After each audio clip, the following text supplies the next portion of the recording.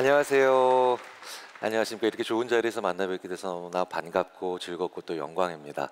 저는 인지심리학자 김경일이고요.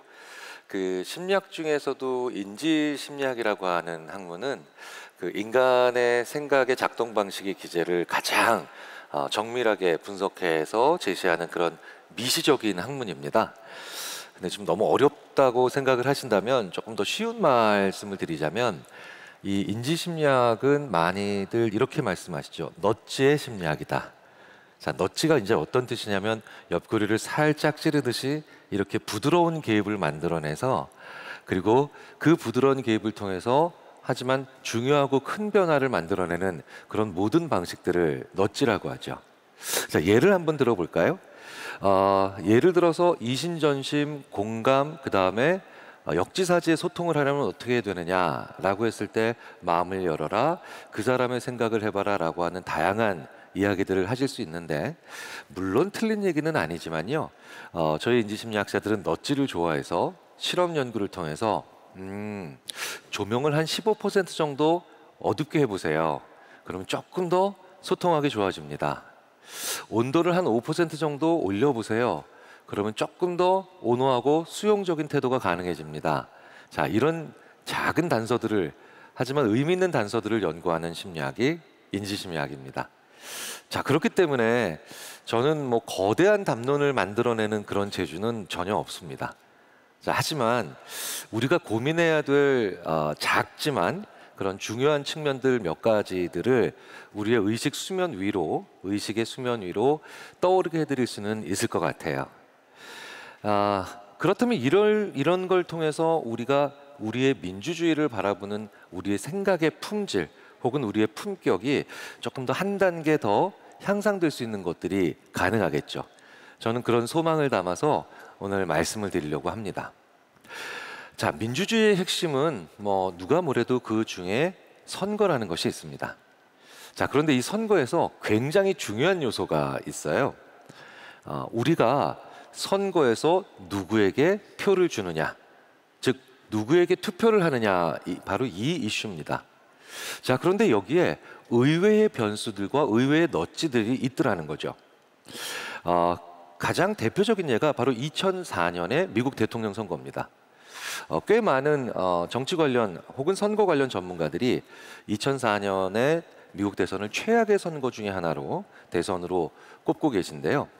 그때 당시에 공화당의 조지 부시 그리고 민주당의 존 케리, 이 양 진영의 후보가 맞붙어서 치렀던 2004년의 미국 대통령 선거는 당시에 현 대통령이었던 부시가 2001년 9.12 테러 이후에 전쟁이 계속 만들어지고 그리고 이로 인해서 국내외의 여론이 굉장히 부정적으로 변하고 있었죠.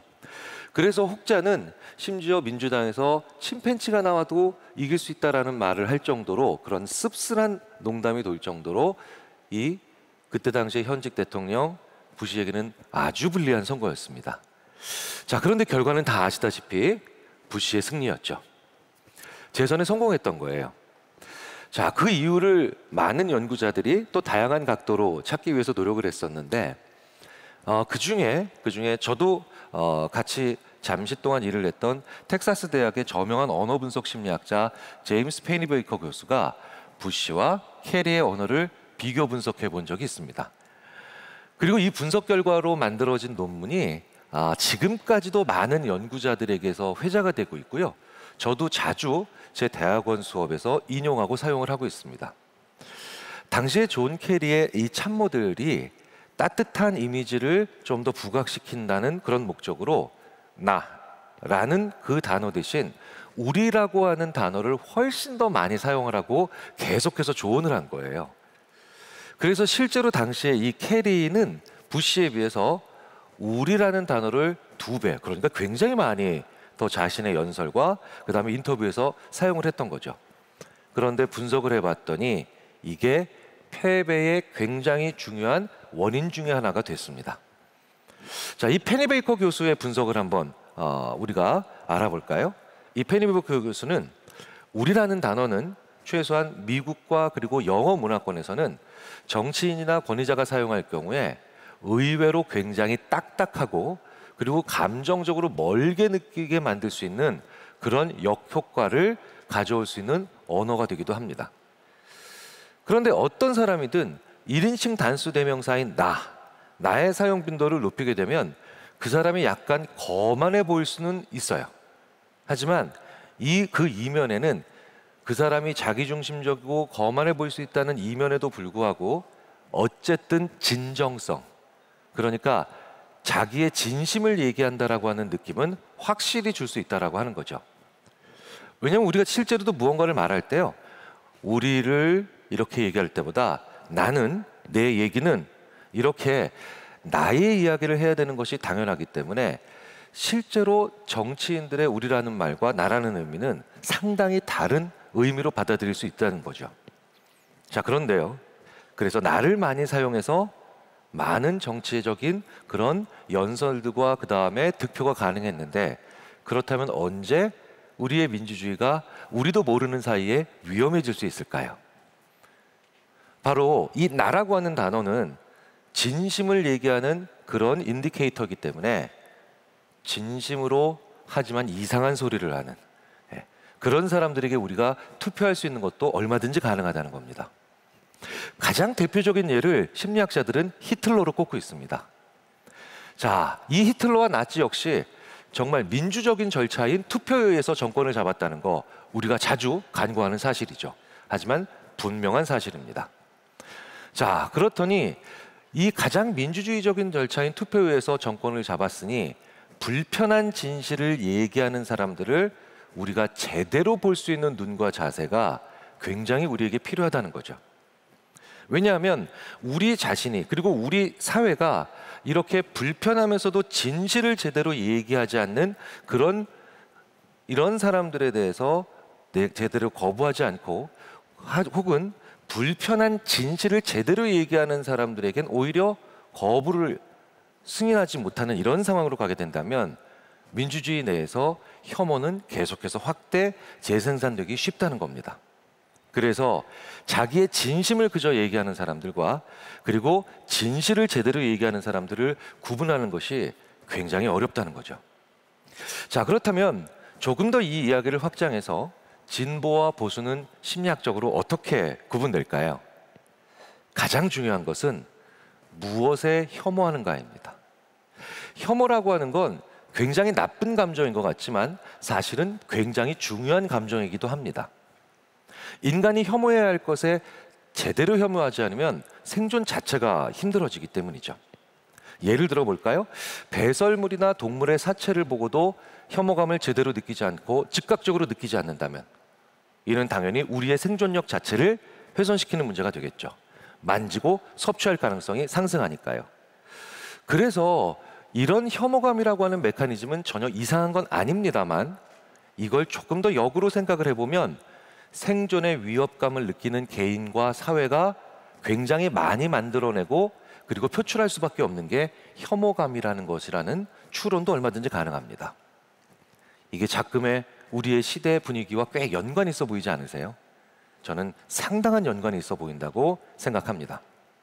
자, 그런데 이렇게 필요하면서도 생존과 관련된, 하지만 잘못 사용되면 분명히 무언가 문제를 만들어내는 이 혐오감을 우리가 어떤 대상이나 어떤 사건에 대해서 주로 표출하느냐, 바로 여기서 진보와 그 다음에 보수가 상당 부분 구분될 수 있다는 거예요.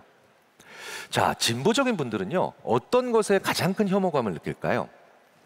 연구를 해보면, 그리고 관찰을 해보면 약자, 상대적으로 약자가 배려받지 못하거나 심지어 약자가 착취당하고 있다라고 하는, 혹은 피해보고 있다라고 하는 그런 상황에 굉장히 강한 혐오감을 느낍니다.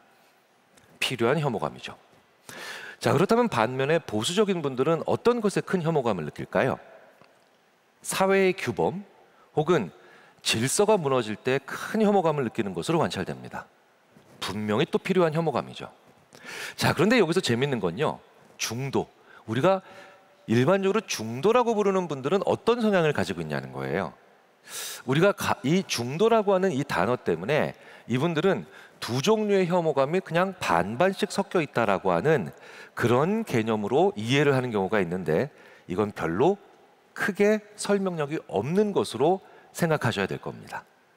왜냐, 이 중도는요, 심리학자들의 눈으로 보면 각 개인의, 즉 우리 개별 개인의 자유의지가 억압되고 훼손될 때 가장 큰 혐오감을 느끼는 것으로 나옵니다. 그래서 이분들은 자유라는 것을 굉장히 중요한 가치로 여기죠. 이 자유가 단순히 정치적인 자유만을 의미하는 건 아닙니다. 이분들은 경제적 자유 혹은 거주의 자유와 같은 이런 다양한 자유의 가치와 개념에 대해서 굉장히 큰 관심을 가지고 계시죠. 그래서 이분들은 종종 개인주의다라고 불리기도 하는데요. 그런데 이 개인주의를 설마니 이기주의와 혼동하는 그런 단순한 분들은 좀 없으셨으면 좋겠습니다. 사실은 이 이기주의와는 전혀 다른 거죠. 왜냐하면 이 개인의 자유를 중요하게 생각하시는 이 관점은 나의 자유뿐만 아니라 타인의 자유 역시 존중하려는 분들이기 때문에 이분들은 결코 이기주의라고 보시면 안 되고 우리 사회에 굉장히 중요한 또 다른 기능을 수행하는 분들입니다. 그래서 이 중도라고 불리는 분들은 진보와 보수의 경쟁과 갈등 속에서 만들어지는 이슈들이 어떤 개인의 자유에 더 얼마나 이번에는 더 부합되는가를 늘 능동적으로 판단하시는 분들이죠. 자, 그렇다면 이렇게 우리의 세상은 최소한 이렇게 세 가지의 영역으로 나눠져 있는데 이렇게 다양한 사람들로 이루어진 민주주의는 어때야 할까요? 바른마음의 저자로도 잘 알려져 있는 사회심리학자 조너선 하이트 교수를 혹시 아시는지요? 이 하이트 교수는요, 부인이 한국 분이라서 또 한국에 특별한 애정을 가지고 있는 것으로도 잘 알려져 있는데요. 이 하이트 교수는 한국인들에게 이렇게 얘기합니다. 가장 중요한 것은 자기와 다른 것에 혐오하는 사람들의 가치를 인정하고 그들을 존중할 수 있는 자세다. 그것이 없는 사람들을 계속해서 정치의 정점으로 보내고 정치의 현장으로 투표를 통해서 보내고 난 다음에 그들의 선동적이고 자극적인 말에 귀 기울이고 반응을 한다면 그럼 조너선 하이트 교수의 충고는 명확합니다. 그 결과는 우리처럼 되고 말 것이다.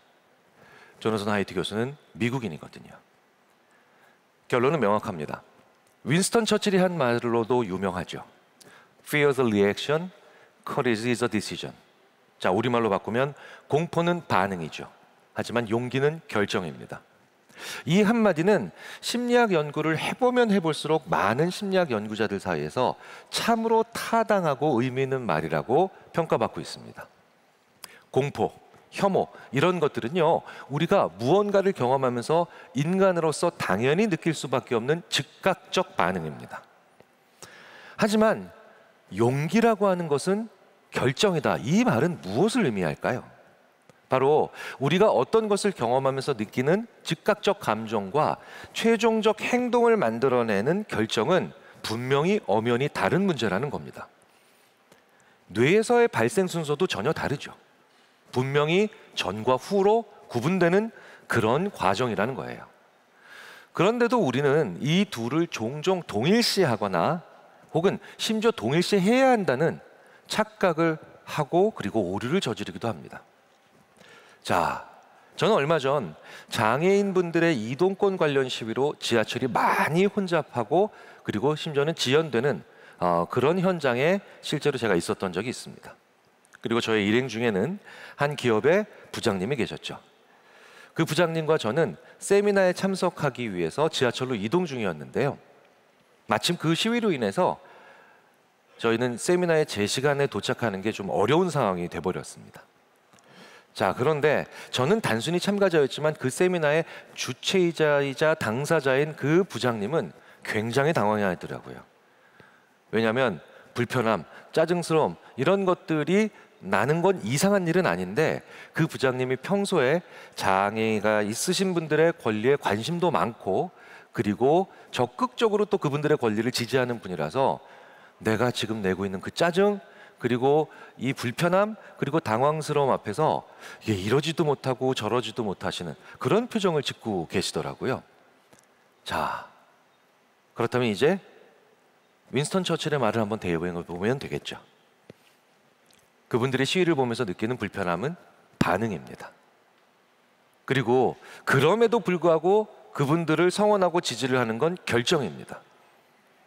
그래서 그 부장님의 당황스러움을 좀 덜어드리고자 저는 이런 말을 옆에서 해드렸죠. 부장님, 짜증내세요. 그리고요, 응원하세요. 이 둘은 얼마든지 독립적이거든요. 반응과 결정을 별 생각 없이 동일시하면 자신이 느낀 부정적 감정과 평소의 가치관 중 어느 하나를 완전히 포기하거나 과장하는 오류가 벌어지기 쉽습니다. 그리고 그걸 참으로 잘 이용하거나 스스로 계속해서 실행하는 정치인들을 우리는 주위에서 참으로 많이 보죠. 반응과 결정을 구분할 수 있는 분들이 더욱더 큰일을 할 수 있도록 우리가 관심을 가질 필요가 있다는 겁니다. 자, 제가 얼마 전 한 포럼에서 강연을 하던 중에 매우 큰 기업을 만든 창업주로 잘 알려진 한 분이 질문을 하나 하시더라고요. 그분은 정말 꽤 많이 알려진, 그리고 사회적으로도 많이 알려진 분이라서 다른 청중들께서는 그분의 손을 들자마자 이목을 그분께 집중하셨는데요. 근데 그분의 질문이 의외로 그 큰 포럼에서 약간 의외의 거였습니다. 자, 그 질문이 뭐였냐면요.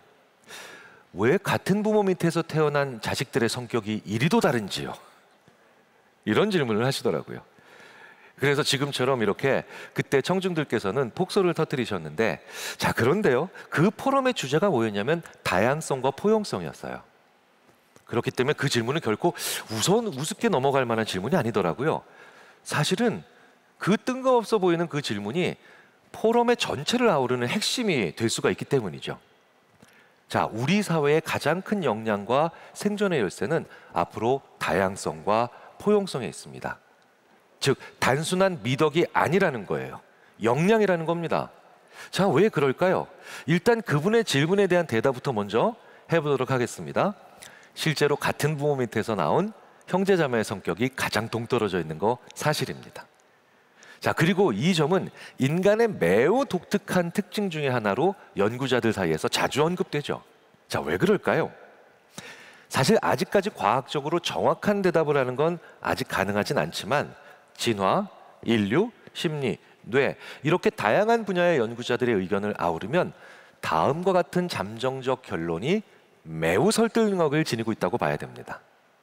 핵심은요, 우리 인간은 다산하지 않기 때문입니다. 다산하지 않는다는 건 만들어지는, 즉 태어나는 자손의 수가 그렇게 다른 생명체에 비해서 많지 않다는 거죠.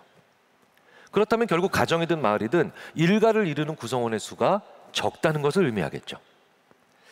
그래서 꽤 오랜 시간 동안 인류 역사의 대부분 인간은 몇몇 가족이 중심이 된 시족사회의 형태로 집단을 유지했어요. 자, 그런데 이렇게 적은 수로 이루어진 집단일수록 구성원의 성향이 지나치게 동질적이면 어떤 문제가 생길까요? 네, 벌써 이미 짐작을 하고 계시군요. 급변하는 환경 속에서 집단 전체가 한 방향으로만 가다가 멸절되는 위험이 계속해서 커집니다. 자, 그러니까 적은 수로 이루어진 집단일수록 한 개체 한 개체가 더욱더 상이해야만 합니다. 이렇게 다양해야만 그 집단의 생존성이 더 강해진다는 역설이 가능해진다는 거예요. 그리고 이 법칙이 가장 정확하면서도 분명하고 그리고 강력하게 적용된 생명체가 바로 우리 인간이라는 겁니다.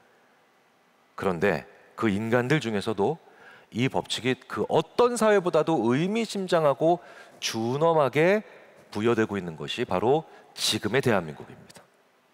왜일까요? 1970년생인 제가 태어나던 해에 제 친구들이 108만 명 태어났습니다. 굉장히 많은 수가 태어났죠.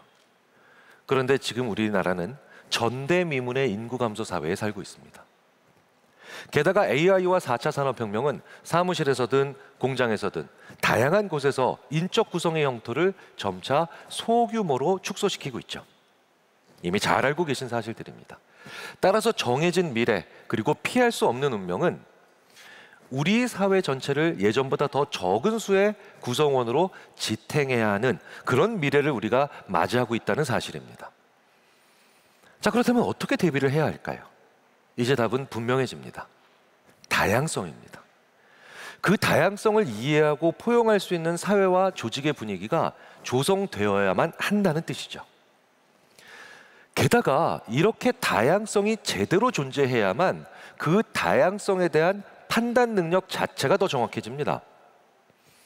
어떤 측면이든 그 측면은 잘 자리 잡아야만 그 측면에 해당되는지 아닌지에 대한 시력, 우리의 판단력이 좋아진다는 거죠.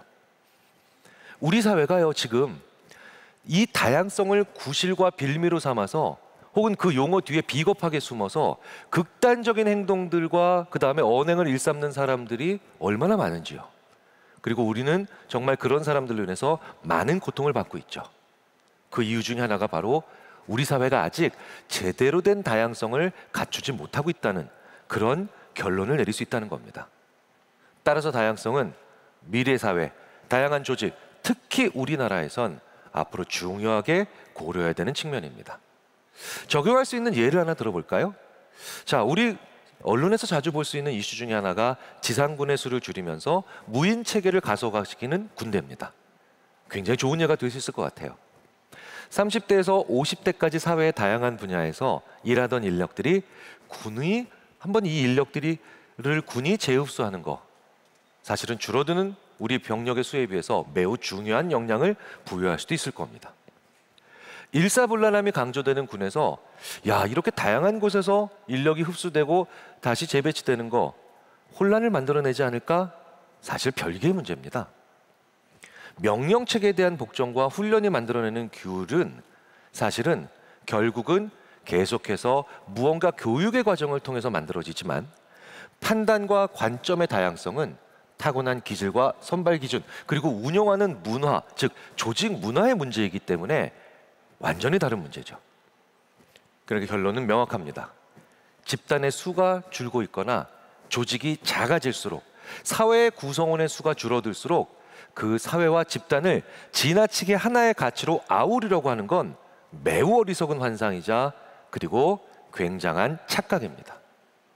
인구가 줄수록, 개별 집단이 더 작아질수록 우리는 더 다양해져야 합니다.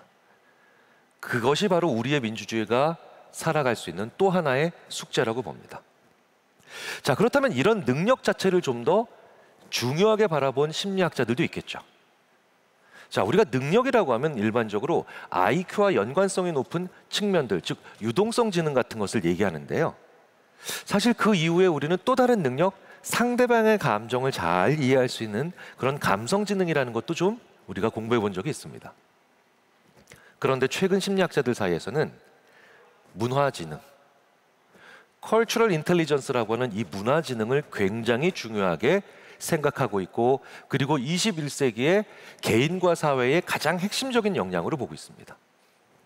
이 문화지능이라고 하는 것은 다른 문화에서 온 사람들과 내가 이 두 집단 사이의 차이에도 흥미를 보이고 이를 잘 수용할 수 있는, 그리고 인정할 수 있는 능력을 포함하고 있습니다. 자, 그런데 일반적으로 사람들은 그렇지 않죠. 타인이 자기에게 잘 적응하기를 원하는 것뿐이거든요. 하지만 자신과 타인의 차이점에 착안해서 상호작용할 수 있는 능력, 그렇죠? 이런 능력들은 자신이 홀로 문제를 해결하려고 하는 그런 일반적 능력과는 꽤 별개의 측면이자 그리고 앞으로 굉장히 중요한 역량이 됩니다. 이는 이 시대의 리더들에게 어떤 의미가 될까요? 우리나라 전체 사회, 기업, 단체 등 다양한 조직들이 기존에 해왔던 대부분의 관심과 고민이 다른 문화로부터 온 구성원이 우리의 기존 문화에 혹은 기존 조직에 얼마나 잘 적응하느냐에 대해 우리는 주로 관심을 가져왔잖아요. 하지만 앞으로는 그 반대를 굉장히 중요하게 고민해야 합니다. 즉, 새로운 구성원이 조직에 들어왔을 때 기존의 다수에 해당하는 사람들이 사소해 보이더라도 어떤 작은 변화를 어떻게 만들어 갈 것인가에 대한 관심을 가져야 한다는 거죠. 자, 예를 들어서요. 연령차가 많이 나는 신입사원이나 기존에 없었던 나와 다른 젠더, 즉 이성에 해당하는 직원이 들어왔을 때 그 새로운 구성원이 들어왔기 때문에 기존 구성원들이 자발적으로 만들어내는 새로운 규칙 혹은 새로운 행동들, 이렇게 기존 관습의 수정은 혹은 이런 것들을 하려고 하는 의지는 혹은 역량은 앞으로 굉장히 중요한 그 조직의 능력치가 될 겁니다. 그리고 그 핵심에는 암묵적인 협동 능력이라는 게 있습니다. 실제로 우리 주위에서요, 국가든 사회든 기업이든 이렇게 문화지능을 높이는 노력을 한 경우에만 그 조직 내와 그 사회 내에서 지혜로운 협동이 생기는 것을 아주 잘 발견할 수 있습니다. 자, 그러고 보니까 자신과 자신의 부하 직원, 즉 팔로워 모두 문화지능이 굉장히 높아서 그 조직이 커갈수록 오히려 시너지 효과가 잘 만들어지는 한 기업을 제가 알고 있는데, 그 기업의 CEO 한 분께서 저에게 경험하게 해주셨던 하나의 에피소드가 떠오릅니다. 그분의 자녀, 아들이었거든요. 그분의 자녀가 얼마 전 결혼을 했어요. 결혼을 했는데 저도 가까운 CEO시니까 그분의 결혼식, 그분의 자녀 결혼식에 제가 참석을 했죠. 자, 혼주이신 그 CEO께서는 얼마나 정신이 없으셨겠습니까? 그런데 그 정신없는 와중에도 제 옆으로 슬쩍 오시더니 저한테 이렇게 물으시더라고요. 자, 김 교수, 우리 며느리가 이제 새 식구가 됐는데 이제부터 내가 뭘 바꿔야 좋겠어? 이거 굉장히 신선한 충격이었습니다. 왜냐하면 대부분 이렇게 물어보시거든요. 어떻게 해야 이 며느리가 우리 가족에게 잘 적응할까요? 그런데 그분은 자기가 어떻게 바꿔야 될까를 고민하셨던 거예요. 사소해 보이지만 문화지능적인 측면에서 보면 정말 큰 차이가 아닐 수 없습니다. 자, 그분의 기업에서 왜 그렇게 그분과 다른 구성원들이 자발적으로 협동을 잘하고 지혜로운 협업을 왜 그렇게 잘하는가, 제가 단박에 이해를 할 수 있었던 대목이죠. 자, 그렇다면 이제 종합을 좀 해보도록 하겠습니다. 이제 우리는 선진국이라고 부르는 경우가 꽤 있죠. 우리 스스로라기보다는 오히려 다른 문화권에서 혹은 다른 국가에서 혹은 다른 평가 지표에서 종종 우리는 이제 한국은 선진국이다라는 얘기를 하는 경우가 많습니다. 사실 자부심을 느낄 때도 있습니다. 개도국에서 이렇게 선진국이 된 사례는 전무후무하다고 하니까요. 자, 그렇다면 이제 우리는 어떻게 살아야 할까요? 이 점에 있어서 저는 매우 의미 있는 책을 작년에 읽은 적이 있습니다. 한빛미디어 이사회 의장이자 IT의 현자라는 별명도 가지고 계신 박태웅 의장님의 눈 떠보니 선진국이라고 하는 책이죠. 인지심리학자의 한 사람으로서 참으로 고개를 끄덕일 수밖에 없는 그런 내용들로 가득 차 있는데요. 그중 굉장히 중요하게 제가 본 그런 대목 하나가 있습니다. 이제 선진국이 되었다는 건 스스로 많은 것들을 정의 내려야만 한다. 이건 정말 의미 있는 말이었죠. 후발주자로서는 그것이 무엇이든 정의 내릴 필요가 없었습니다. 그리고 그게 한국의 역사였죠. 그저 빠르게 쫓아가면 그만이었으니까요. 하지만 이제는 우리가 스스로 많은 것들에 대해서 정의를 내려야 합니다. 그렇게 정의 내리지 못하면 길이 보이지 않을 테니까요. 안타깝게도 그런데 우리는 이런 문제를 학교와 회사에서 풀어본 적도 없고 제시해 본 적도 없습니다. 이제는 해야 됩니다. 그리고 저는 우리에게 있어서 민주주의만큼 바로 이 대목에 부합되는 것도 없다고 생각합니다. 우리에게 있어서 민주주의란 뭘까요? 우리의 정의가 필요합니다. 정의와 정의가 만나면 대화가 가능해지고요, 토론이 되고 각기 다른 정의가 그제서야 더해지고 정교해질 수 있습니다. 그런데 그것들이 없기 때문에 우리는 그저 정의 없이 오로지 실천 강령이나 표면적이면서도 단순한 행동 지침만 가지고 있는 사람들의 권력 지향적인 과정에서 우리 사회와 국민들이 계속 이용당하여 왔던 건 아닐까요? 앞으로도 계속 그렇다면 우리는 너무 억울할 것 같습니다. 그래서 저는 무엇인가에 대해서 자기만의 정의가 있는 분들을 만나는 순간 존경하고 그리고 배우게 됩니다. 왜? 저에게 생각을 출발시켜 주시기 때문이죠. 저는 몇 해 전에 저스티스, 그렇죠? 저스티스, 이 정의에 대해서 자기의 데피니션, 즉 정의를 가진 분을 만난 적이 있습니다. 그분이 바로 철학자이신 숭실대학교의 김선욱 교수님인데요. 그분의 저스티스, 바로 이 정의에 대한 그분의 정의는 이랬습니다. 정의란 자신이 살고 싶어하는 사회에 필요한 모습으로 살아가는 것. 저는 그 말을 굉장히 의미 있게 받아들일 수 있었습니다. 그리고 그 말을 들은 저는 계속해서 생각하고 배우면서 30년 심리학 공부한 그리고 50간 넘은 한 사람의 성인으로서 정의에 대한 또 저만의 정의를 만들게 되었죠. 그리고 그건 정의란 같은 잘못을 했다 하더라도 착한 자와 약한 자가 더 많이 처벌받지 않는 것이 정의다. 저는 그걸 저의 정의로 만들었습니다. 그리고 저는 김선욱 교수님께 그걸 가져갔고 그분의 정의와 저의 정의는 서로 더 합쳐지고 그리고 더 정교화될 수 있었죠. 그렇기 때문에 갈등보다는 토론과 소통이 만들어졌던 거예요. 다시 말해서 우리의 민주주의와 정치에서 그저 혐오와 갈라치기만 하는 사람들은 그저 지식과 경험은 많겠지만 민주주의에 대한 자기 정의는 없는 사람이고요. 그럴 필요도 없는 사람들이 아닌가 싶습니다. 그래서 저는 이제 이 자리에 계신 분들께 당돌하지만 분명한 질문을 하나 드리고 그리고 청을 하나 드리고 싶습니다. 민주주의에 대한 2022년 대한민국의 정의는 무엇일까요? 그리고 우리의 각자 개인의 정의는 무엇일까요? 미국도 영국도 독일도 아닌 우리의 정의 말이죠. 진지한 고민을 우리가 한 번쯤 이제 시작해야 될 그런 시점이 아닌가 싶습니다. 경청해 주셔서 감사합니다.